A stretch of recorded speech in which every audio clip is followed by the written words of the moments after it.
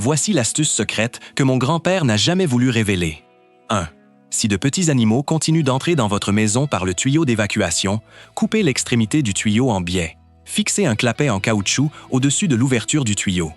Ajoutez une plaque lestée dans la partie inférieure du clapet. Lorsque l'eau s'écoule, elle peut pousser le clapet pour l'ouvrir et s'évacuer. Lorsqu'il n'y a plus d'eau, le clapet se referme automatiquement et bouche l'ouverture. Ainsi, les insectes et les petits animaux ne pourront plus entrer. 2. Chauffez le loquet jusqu'à ce qu'il atteigne une température élevée. Ensuite, pressez un bouchon de bouteille en plastique dessus pendant qu'il est encore chaud. La chaleur restante crée une rainure correspondante qui épouse parfaitement la forme de l'anneau du cadenas. Verrouillez-le, puis vissez la bouteille sur le bouchon.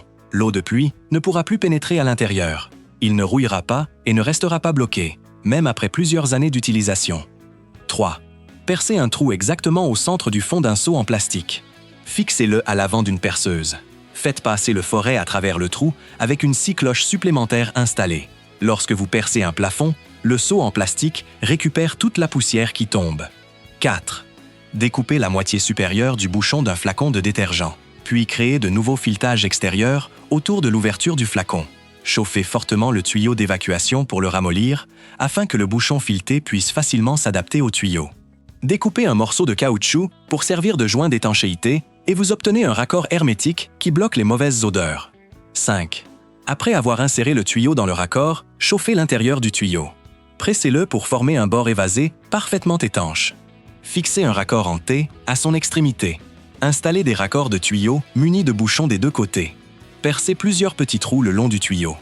La projection de l'eau produit une force de poussée qui fait tourner automatiquement le système et permet d'arroser uniformément une grande surface. 6. Ne jetez pas vos anciennes charnières. Découpez des rainures en forme de dents de scie sur l'un des côtés.